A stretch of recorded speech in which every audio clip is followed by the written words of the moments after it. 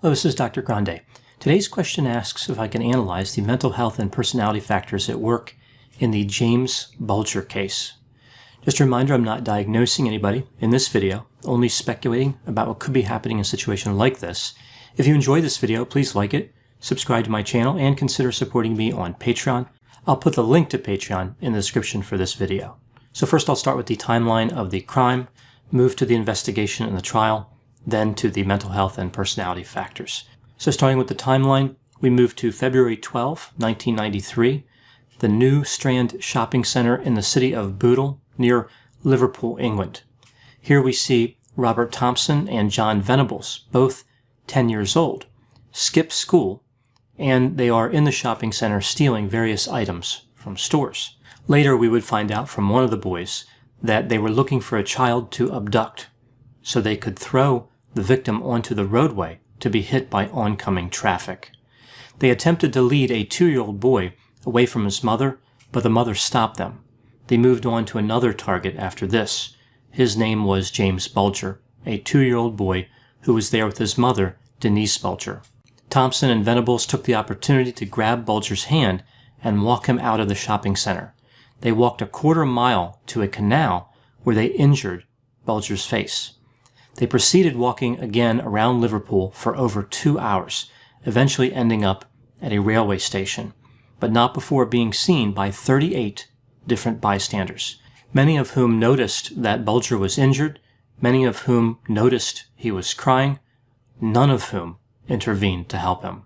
Near the railway, Thompson and Venables started torturing Bulger in a variety of ways, including throwing rocks and bricks at him, kicking him, and dropping a 22-pound iron bar on his head.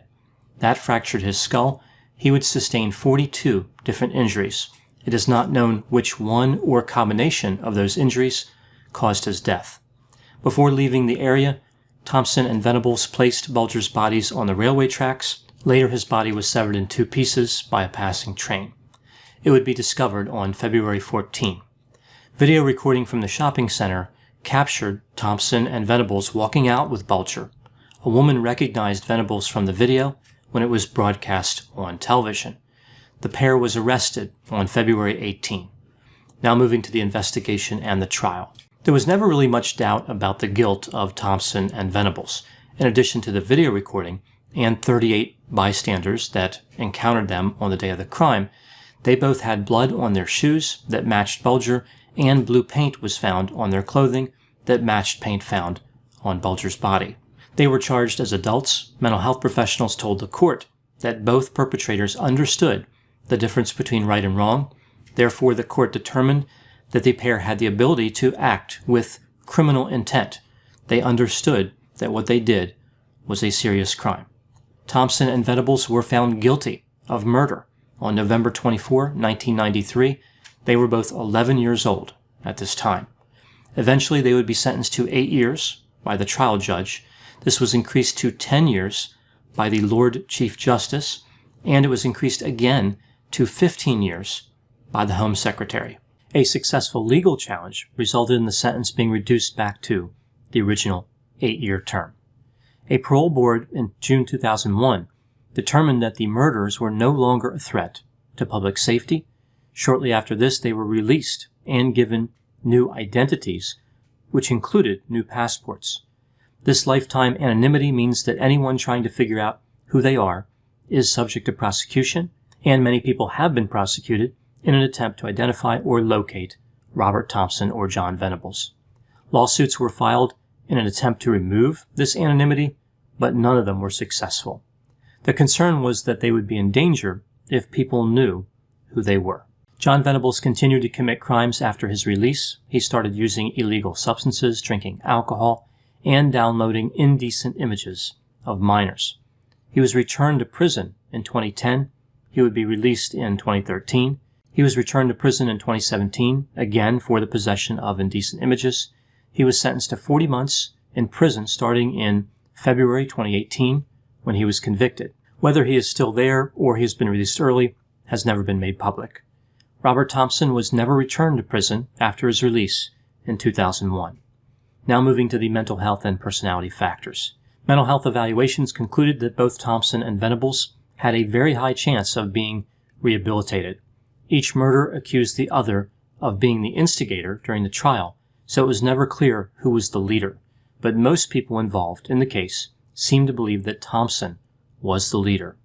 The court determined that the crimes were premeditated and that both of them were active participants at every level. From the very beginning of this case, the behavior of Thompson was quite different than that of Venables. During questioning immediately after the arrest, Thompson did not get upset. He didn't cry. He didn't really seem to express any emotions. Venables, however, collapsed immediately after his arrest and cried for days. During the trial, Thompson was thought of as being the one who was more aggressive. Again, he didn't cry. He didn't show emotions, so he was viewed as having more nefarious intent. Venables appeared to be anxious during the trial. In custody, early on, Thompson was very interested in the media coverage of his case, so much so that the staff just gave him the remote to a television and let him watch whatever he wanted. I'm not aware of any reports like this for Venables. Later during the incarceration, Thompson seemed to impress staff quite a bit. They described him as intelligent, a good artist, and polite. He eventually accepted responsibility for his crime. Venables also impressed the staff. He was housed at a different facility. After his release, he reoffended several times and had substance use problems, as I mentioned. His lack of success post-release was frustrating and embarrassing for the people involved in his care. Mental health professionals who assessed him were shocked that he reoffended. They claimed that there was no indication of that from his mental health assessment. They determined he was emotionally stable, mature, and his risk of harming others was low. His mood was depressed and anxious. He was particularly anxious about being identified and murdered. They determined that a psychopathic personality was not a significant issue for him. It's not clear from that statement if they didn't believe he was psychopathic or if they thought he was psychopathic, but it was no big deal. In their minds, there was no evidence at all supporting abnormal development. Clearly, they forgot about the murder. That's indicative of abnormal development. Or maybe I just don't recall the homicidal stage from my time studying human development. Ongoing therapy was deemed as unnecessary. They thought it might actually cause his problems to become worse. A shocking statement that demonstrates a real lack of understanding about how counseling actually functions. Now, to be fair, other mental health professionals disagreed, saying that if he had not been incarcerated, he would have continued on a path of increasingly serious offending. So some professionals did see Venables as dangerous. Under the terms of his release, he was on probation and still under intense supervision, yet the probation officers failed to stop numerous criminal activities. It makes me wonder what the probation officers were doing. If they couldn't stop him from committing any of these crimes, were they just there for entertainment value? It's not really clear what functions they were supposed to be completing. One report indicated that the probation officers didn't fail to do their job. There was no way to stop Venables from downloading illegal content. So they thought this was not preventable. Apparently they had never heard of the idea of turning something off. I guess we're supposed to believe that when they drive somewhere in a motor vehicle, they just stand there wondering what to do with the running engine.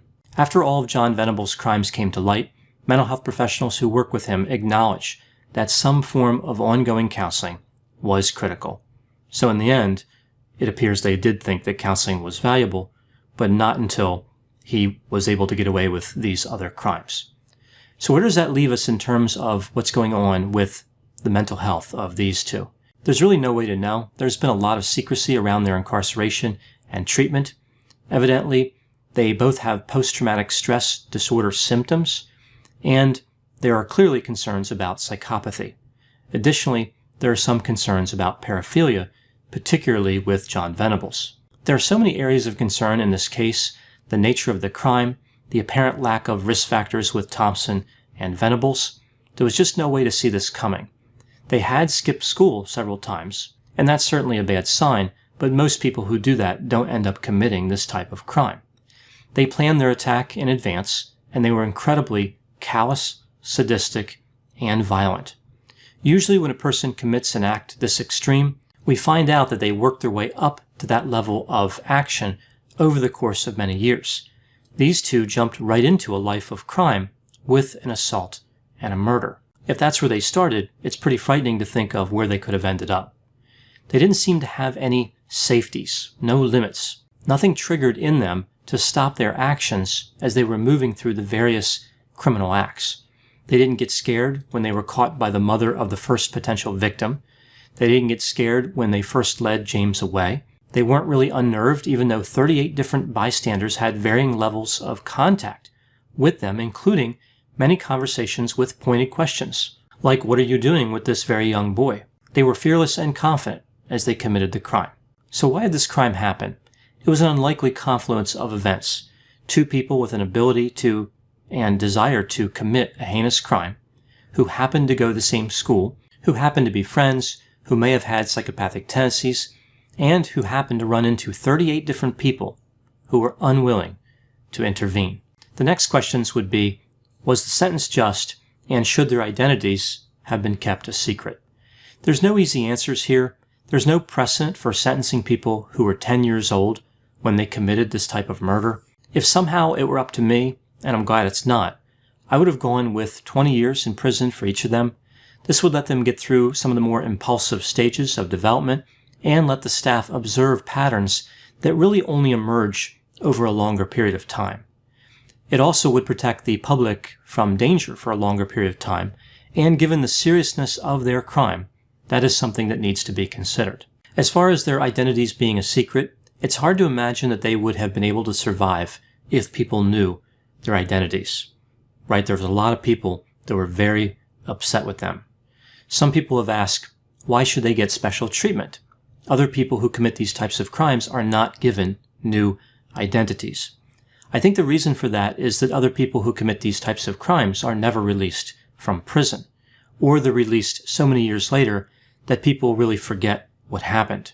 Again, this case is so much different than any that we've seen before. If the intent of the law is for these two to be out of prison, and that logic of course can be debated, then I think their identities do need to remain a secret. The last question, how can a crime like this be prevented?